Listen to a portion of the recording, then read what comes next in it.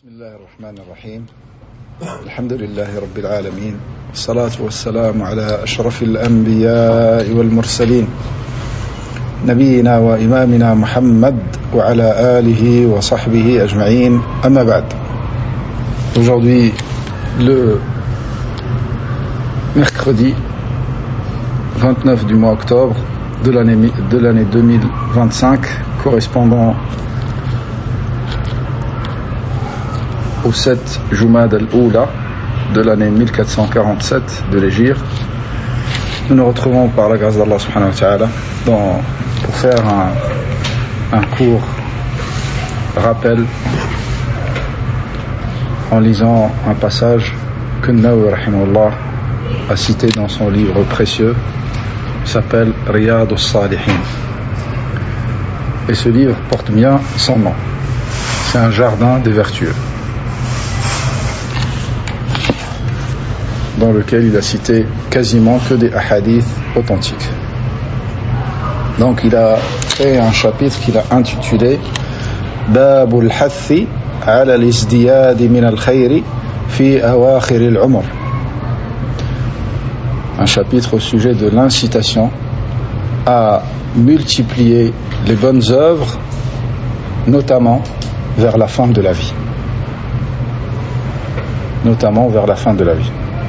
De multiplier les œuvres qui nous rapprochent d'Allah subhanahu wa ta'ala. Et les bonnes œuvres, comme vous savez, ce sont toutes les adorations dans lesquelles il y a la sincérité et la conformité à la sunna.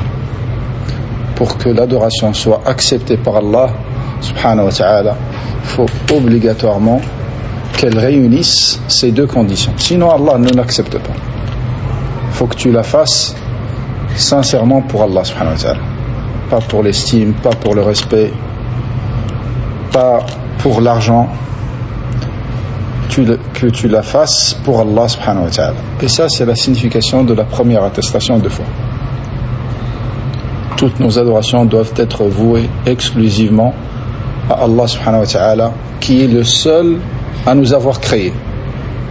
Par conséquence, il est le seul qui mérite l'adoration, et aucune de ses créatures, quel que soit son rang, même si c'est le prophète Muhammad sallallahu alayhi wa sallam, même si c'est Jibril alayhi salam, l'ange le plus proche et le plus aimé par Allah subhanahu wa ta'ala. L'adoration, c'est le droit exclusif d'Allah subhanahu wa ta'ala. Et la deuxième condition, pour qu'elle soit une bonne œuvre et pour qu'elle soit appelée ainsi, il ne suffit pas que tu la fasses avec une bonne intention. Ça, c'est la moitié. La deuxième moitié, il faut que tu la fasses en conformité avec l'enseignement du prophète alayhi salatu wassalam. Il faut que tu la fasses en conformité avec l'enseignement du prophète sallallahu alayhi wa sallam, en conformité à sa sunna. Et c'est ça les adorations qu'Allah aime.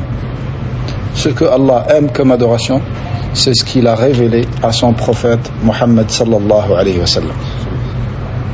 Donc il nous dit ici l'incitation à multiplier les œuvres du bien, c'est-à-dire les œuvres qui comportent ces deux conditions. Sinon, c'est pas un bien. Ou bien c'est caduc, ou ça peut être un péché. Au minimum, au mieux, pour celui qui ne respecte pas une de ces conditions, c'est qu'il n'aura rien, ni hasana ni sayya. Ça, c'est la meilleure chose qui puisse lui arriver. Il ne peut jamais être espéré une récompense dans une adoration dans laquelle il n'y a pas la sincérité, ou il n'y a pas la conformité à la sunna, et encore pire, il n'y a pas les deux. Donc c'est pour ça, il ne faut pas fournir des efforts que dans le sens qu'Allah aime. Babul hathi ala al-izdiyad min al-khayri fi awakhir al-umr. Donc vers la fin de la vie, et nous allons voir ce que c'est la fin de la vie. Vers la fin de la vie, la personne, elle est plus proche de la mort. Elle est plus proche de la mort. Donc, elle est plus à même de préparer les provisions pour la rencontre d'Allah subhanahu wa ta'ala. Vers la fin de la vie. Lakin, ça n'exclut pas le jeûne. ça n'exclut pas le jeûne. Combien de personnes décèdent dans leur jeunesse? Et même les hommes de science disent la plupart des gens décèdent avant d'arriver à la vieillesse. La plupart des gens. La preuve sur cela, c'est que la plupart des gens sur Terre, c'est des personnes âgées, avancées dans l'âge.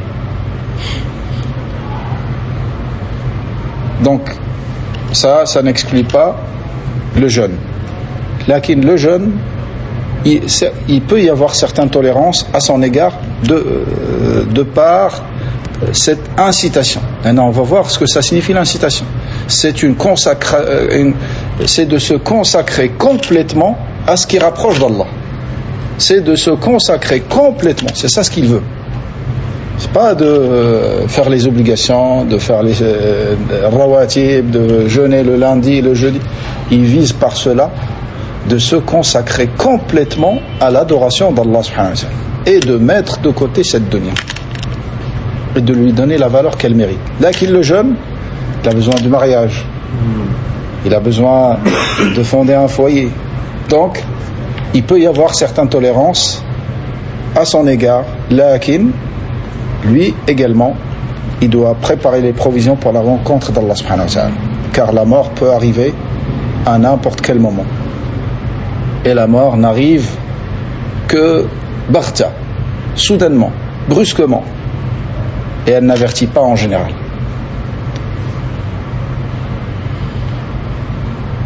Et il a cité dans ce chapitre, il a cité la parole d'Allah subhanahu wa ta'ala: أَوَلَمْ نُعَمِّرْكُمْ مَا يَتَذَكَّرُ فِيهِ مَنْ يَتَذَكَّرَ وَجَاءَكُمُ النَّذِيرُ.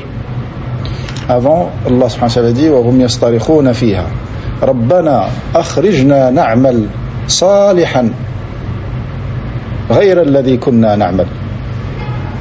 فجاءهم الجواب: أَوَلَمْ نُعَمِّرْكُمْ مَا يَتَذَكَّرُ فِيهِ مَنْ يَتَذَكَّرُ وَجَاءَكُمُ النَّذِيرُ.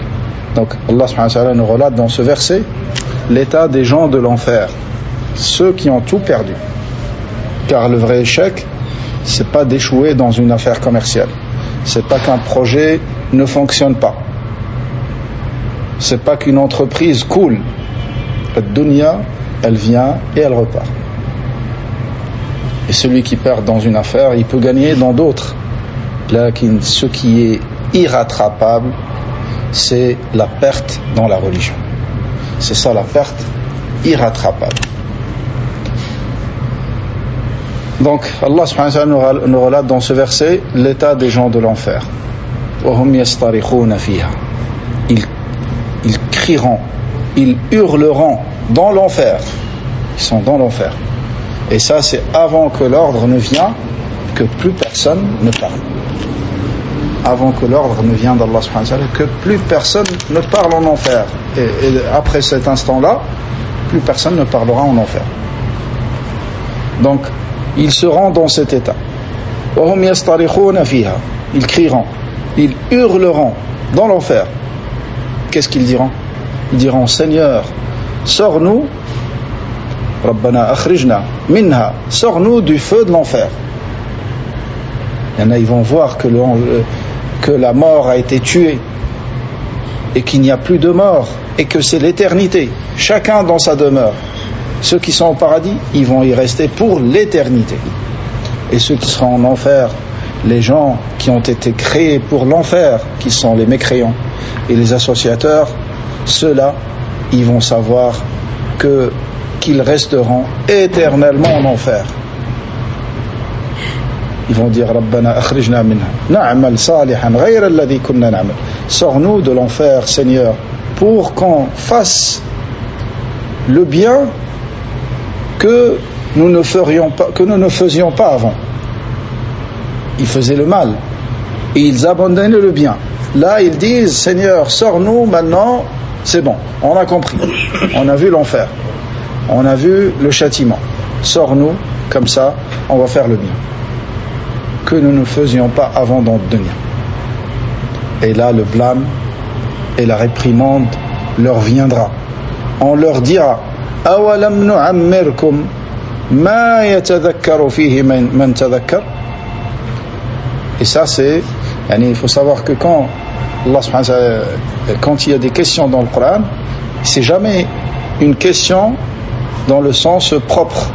C'est jamais, Allah il pose pas une question et il attend la réponse. Lakin, c'est différents styles dans le Coran. Ici par exemple c'est une question de blâme et de réprimande. Su'alu tawbih wa dham li haula. Allah leur dira, ou on leur dira, ou bien c'est Allah qui leur dira, et Allah il parle réellement comme il convient à sa grandeur et sa majesté, une parole que les gens, que les créatures entendent. Et rien qu'à entendre la parole d'Allah subhanahu wa ta'ala, comme vous savez, même les anges les plus forts, les plus grands, les plus immenses, les plus aimés par Allah, rien qu'à entendre la parole d'Allah, c'est pas une parole de colère. Allah il parle normalement, ils sont foudroyés. Ils sont foudroyés. Rien qu'à entendre la parole d'Allah subhanahu wa ta'ala. C'est pour ça que le Nabi alayhi salam, lors de l'ascension, il était en compagnie de Jibril alayhi salam. Et il est arrivé à un stade où Jibril alayhi salam s'est arrêté. Il lui a dit, je ne peux plus faire un pas de plus. Mais toi, avance. Tu as l'autorisation. C'est pour ça que nous disons, Allah il dit, Limanil mulkul yawm, à qui appartient la souveraineté, à qui appartient la royauté ce jour-là. La royauté appartient à Allah et la souveraineté appartient à Allah en tout jour. Lakin ce jour-là, elle sera claire pour tout le monde, pour ceux qui croient et ceux qui ne croient pas. C'est une unanimité entre les créatures que la royauté et la souveraineté appartient à Allah seul. Personne ne parle ce jour-là. Personne ne fait un pas sans l'ordre d'Allah subhanahu wa ta'ala. Et personne n'intercédera en faveur de personne qu'avec la permission d'Allah subhanahu wa ta'ala. C'est pour ça les croyants, les muwahhidin, leurs cœurs sont complètement attachés à leur créateur et non pas aux créatures, tout en faisant les causes. Là, le cœur il est attaché uniquement à Allah. Il est le seul capable de te sauver. Ni un prophète ni un messager ne peut te sauver ce jour-là. Le prophète il ne peut rien pour la personne qu'il aime le plus, sa fille Fatima radiyallahu anha. Il lui dit, Ya Fatima bint Muhammad, salini min mali ma shi'ti, la ughni anki min Allahi shay'a. Demande-moi, ô Fatima, fille de Muhammad. Nabi sallallahu alayhi wa sallam, vous savez l'amour qu'il avait pour sa fille Fatima radiyallahu anha. Elle lui ressemblait. Il l'aimait énormément. Il lui a dit, demande-moi de mes biens ce que tu veux, je ne serai d'aucun secours pour toi auprès d'Allah. Amma Allah, c'est différent. Il n'y a pas le messager d'Allah, il y a ce que tu as fait comme bonne œuvre, ce que tu as présenté pour ce jour-là. Donc, il arrivera à ce stade, Jibril alayhi salam s'arrêtera. Il dira au prophète alayhi salam d'avancer. Et le Nabi alayhi salam va avancer, et ensuite il va se retourner, il va voir Jibril alayhi salam. Il a dit, Fara'aytuhu kal-hilsi al-bali. Fara'aytuhu kal-hilsi al-bali. Quand il s'est retourné, il a vu Jibril alayhi salam. Vous savez, Jibril alayhi salam, il a 600 ailes. Avec 2 ailes, il coupe l'horizon. Tu ne vois plus rien, ni devant toi, ni derrière toi. C'est l'ange le plus aimé par Allah subhanahu wa ta'ala. Et c'est pas le plus grand ange qu'Allah a créé. Lakin c'est l'ange le plus proche et le plus aimé par Allah subhanahu wa ta'ala. C'est pour ça qu'il l'a chargé de la mission la plus noble, qui est de transmettre la révélation, la source de vie pour les âmes et pour les cœurs. Donc il s'est retourné, il l'a vu, il a dit, je l'ai vu comme un morceau de tissu usé. Dans une version, il l'a vu comme un oiseau mouillé. Vous savez, quand la pluie tombe sur des oiseaux, comment il devient l'oiseau? Il a dit, je l'ai vu comme ça. Il a dit, j'ai su qu'il avait une très grande crainte d'Allah subhanahu wa ta'ala. فَعَلِمْتُ أَنَّهُ شَدِيدُ الْخَوْفِ مِنَ اللَّهِ تَعَالَى. Jibril alayhi salam. Et bien évidemment, plus on connaît Allah, plus on le craint. Et plus on l'aime. La crainte d'Allah, c'est pas comme la crainte de la créature. C'est pas comme quand tu as peur d'un lion, d'un tyran, d'un voleur, d'un agresseur. La crainte d'Allah, c'est une cause d'apaisement et de sérénité. Plus tu as peur d'Allah, plus tu es serein. Et plus tu es fort. Et plus tu as de courage. Ça, c'est la crainte et la peur d'Allah subhanahu wa ta'ala. Donc Allah subhanahu wa ta'ala les blâmera et on leur dira awalam nu'ammirkum, ne vous avons nous pas donné une assez longue vie, awalam nu'ammirkum ma yatadhakkaru fihi man tadhakkar, ne vous avons pas donné une assez longue vie durant laquelle il aurait pu réfléchir celui qui voulait le faire. Yani, nous vous avons accordé une durée de vie assez longue pour la réflexion et la méditation, et que vous vous préparez pour ce jour-là. C'est pas maintenant vous allez montrer vos remords et vos regrets, ils ne vous seront d'aucune utilité. أولم نعمركم ما يتذكر فيه من تذكر وجاءكم النذير, et vous est venu l'avertisseur, et vous est venu l'avertisseur. Nawawi rahimahullah, après avoir cité ce verset dans Riyad Salihin, il a dit قال ابن عباس والمحققون معناه أولم نعمركم سنين سنة أولم نعمركم 60 سنة أولم نعمركم 60 سنة. Ibn Abbas a dit on vous a laissé vivre pendant 60 ans et plus. Ça, c'est un avis concernant cette longue vie qu'Allah leur a donnée. Et ça, c'est confirmé dans un hadith authentique, rapporté dans l'authentique de l'imam al-Bukhari, que l'auteur va citer par la suite. أولم نعمركم 60 سنة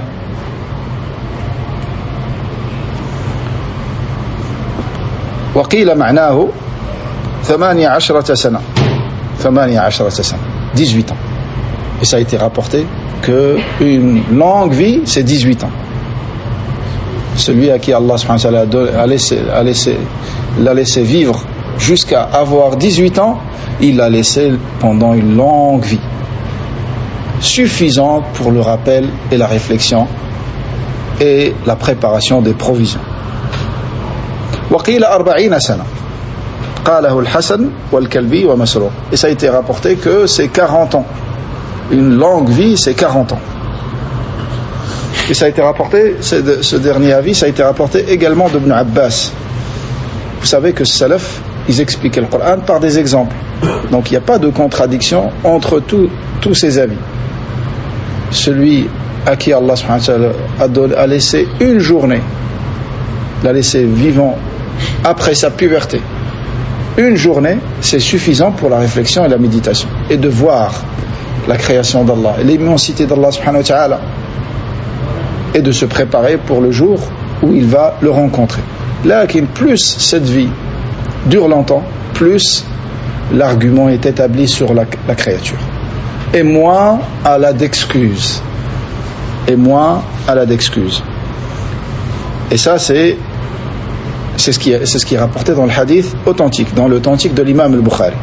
Selon Abu Huraira radiyallahu anhu, le prophète alayhi salam a dit a'dhara Allahu ila imri'in akhara ajalahu hatta balagha 60 sana. Donc le Nabi alayhi salam dit dans ce hadith rapporté dans l'authentique de l'imam al-Bukhari, a'dhara Allahu, c'est-à-dire Allah n'a pas laissé d'excuses pour quelqu'un qui est resté en vie jusqu'à 60 ans. Il n'a plus d'excuses. Ça ne veut pas dire que celui qui est mort à 40 ans, il a des excuses. Lakin celui-là vraiment, il n'y a plus rien à dire auprès d'Allah subhanahu wa ta'ala. Car celui qui vit 60 ans, il est tombé dans des erreurs, il pouvait les réparer, il a pris de l'expérience, il a compris ce que c'est de dunya, il a vu des gens mourir, des gens partir. Donc celui-là, la preuve est établie d'une manière encore plus forte sur lui. قال العلماء, النووي il poursuit en disant قال العلماء معناه لم يترك له عذرا إذ أمهله هذه المدة يقال أعذر الرجل إذا بلغ الغاية في العذر. Donc Nawawi rahimahullah dit, les hommes de science ont dit par rapport à ce hadith que Allah ne lui a pas laissé d'excuses en lui accordant ce délai assez long, 60 ans. Donc il est arrivé au summum de l'excuse. Il n'y a plus rien après cela. Et c'est pour ça Allah Azza wa Jalla dit dans la suite du verset وَجَاءَكُمُ النَّذِيرُ, et vous est venu l'avertisseur. L'avertisseur, dans la vie de la plupart des savants, c'est le messager, le prophète. وَجَاءَكُمُ النَّذِيرُ, l'avertisseur. Et ça a été dit également que l'avertisseur c'est Shayb, les cheveux blancs. Car quand les cheveux blanchissent, même si tu les teins, tu les caches, lakin, ça avertit de l'approche de la fin de ta vie. Et ça rejoint ce qu'on a dit précédemment. La personne peut décéder jeune, peut décéder vieille, mais celui qui arrive à un âge avancé, 40 ans, 50 ans, 60 ans, c'est sûr qu'il est plus proche de la mort. Et en général, les gens comme ça se préparent pour ce qu'il y a après la mort. C'est pour ça qu'il est rapporté des gens de Médine. Nawawi l'a cité ça également, l'a cité dans ce chapitre. Il est rapporté que les gens de Médine, quand l'un d'entre eux arrivait à 40 ans, il arrêtait toutes ses affaires mondaines, il se consacrait complètement à l'adoration d'Allah subhanahu wa ta'ala. Il se consacrait complètement à l'adoration d'Allah subhanahu wa ta'ala. Donc il a travaillé, il a fondé un foyer, il a des enfants, il a alhamdulillah, alaykum salam, donc quand la personne, quand ils arrivaient à 40 ans, ils ont tout fait dans le dunya. Maintenant c'est al-akhirah.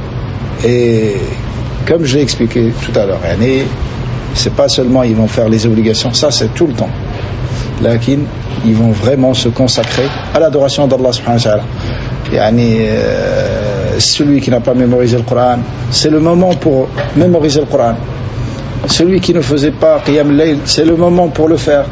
Celui qui ne jeûnait pas, c'est le... la personne, c'était comme ça. Et l'imam Malik l'a rapporté des gens de Médine également. Il l'a rapporté, il a dit que à son époque, les gens de Médine, quand l'un d'entre eux arrive à 40 ans, il voit la mort. Commence à se préparer d'une manière très forte. Il se consacre complètement. C'est pour ça, parmi les signes qu'Allah subhanahu wa ta'ala veut le bien pour le serviteur, c'est qu'il lui permette de prendre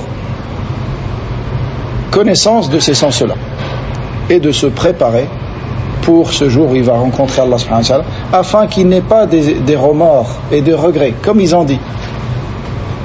قالوا ربنا أخرجنا منها نعمل صالحا غير الذي كنا نعمل.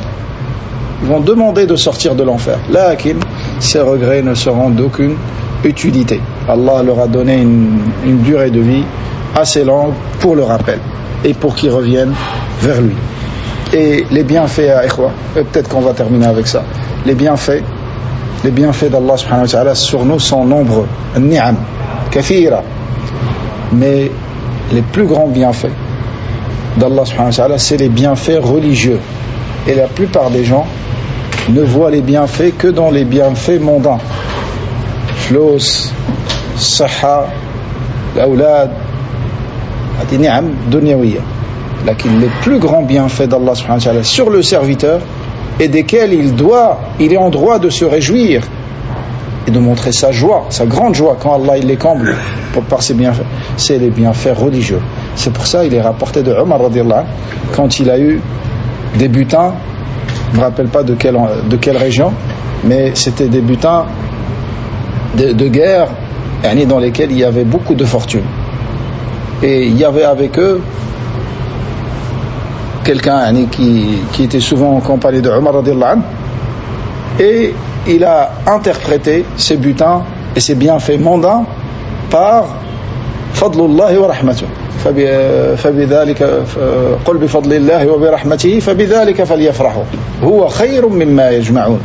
Il a dit au guide des croyants, ça c'est les bienfaits d'Allah, et ça c'est la miséricorde d'Allah subhanahu wa ta'ala. A de l'argent, a de les richesses. Il lui a dit t'as menti. Il a dit c'est pas ça. Il ne veut pas dire que c'est pas un bienfait d'avoir la richesse. Le Nabi sallallahu alayhi wa sallam dit نعم المال الصالح للرجل الصالح. يعني d'avoir des richesses halal, c'est une bonne chose pour l'homme vertueux, car il va les utiliser dans le bien. Lakin, c'est pas ça les plus grands bienfaits d'Allah subhanahu. Ces choses-là, Allah les donne aux kuffars comme il les donne aux croyants. Les plus grands bienfaits d'Allah subhanahu, c'est ce qu'il donne seulement aux gens de la foi. C'est pour ça qu'il lui a dit, t'as menti. Fadlullah al-Islam wa rahmatuhu al-Qur'an. Et ça a été rapporté d'Ibn Abbas dans le tafsir également. Il a dit Fadlullah al-Qur'an, Fadlullah al-Islam wa rahmatuhu al-Qur'an. Les bienfaits d'Allah, c'est l'islam. Ça, c'est le plus grand bienfait qu'Allah accorde. Et sans ce bienfait, il n'y a pas de bienfait. Sans le bienfait de l'islam, la santé, l'argent, tout ça, le kafir, il va le payer.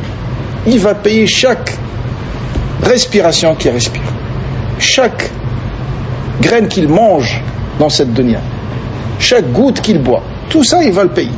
C'est pas créé pour lui. Il n'a pas le droit de toucher à quoi que ce soit dans la création d'Allah. Allah a créé ça pour ceux qui l'adorent. C'est pour ça que le kafir, il va tout payer. Donc, il est rapporté dans le hadith Inna Allah qasama baynakum akhlaqakum kama qasama baynakum arzaqakum wa inna Allah yu'ti ad-dunya man yuhibbu wa man la yuhibbu wa la yu'ti al-imana illa man ahab. Allah a réparti entre vous vos comportements, akhlaq, qui sont d'une grande importance en islam. Allah a réparti entre vous vos comportements de la même manière qu'il a réparti entre vous votre subsistance. Et Allah donne ad-dunya à ceux qui l'aiment et ceux qui n'aiment pas. Il donne à tout le monde dunya, mais il ne donne la foi qu'à ceux qui l'aiment.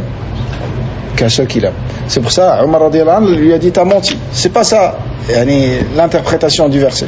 Il lui a dit par contre ce que tu cites comme bienfait et miséricorde d'Allah, ça fait partie de mimma yajma'un, de ce qu'ils amassent. Qul bi fadlillahi wa rahmatihi falyafrahu, qu'ils se réjouissent. Huwa khayrun mimma yajma'un, il est meilleur que ce qu'ils amassent. C'est pas la première partie, c'est la deuxième partie. Radiyallahu anhu arda. Sahaba avaient compris ça. Sahaba ont vu la réalité de cette dunya. Ils ont compris ce que c'est dunya.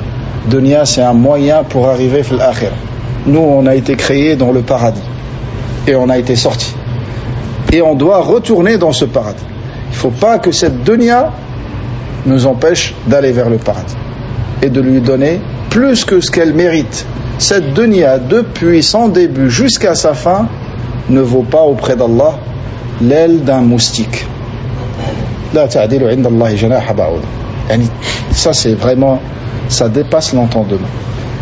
Toutes les fortunes, Pharaon, les rois, les tyrans, les empereurs, depuis le début de la création de cette dunya jusqu'à la fin des temps, tout ça ne vaut même pas ça auprès d'Allah. Et l'akhirah, elle a une grande valeur auprès d'Allah. C'est pour ça le Jannah, Allah il la donne à ceux qui l'aiment. Qu'Allah nous accorde le Jannah et surtout nous facilite ce qui nous permet d'être dans le paradis. Allah, quand il veut te donner le Jannah, il te facilite les heures de le Jannah de dunya. Ça fait partie des leurs de shaitan, shaitan, de croire Allah il va me donner et toi tu t'es pas dans les œuvres qui mènent vers le paradis. Allah, quand il aime quelqu'un, il lui facilite, il l'aide, il accepte de lui.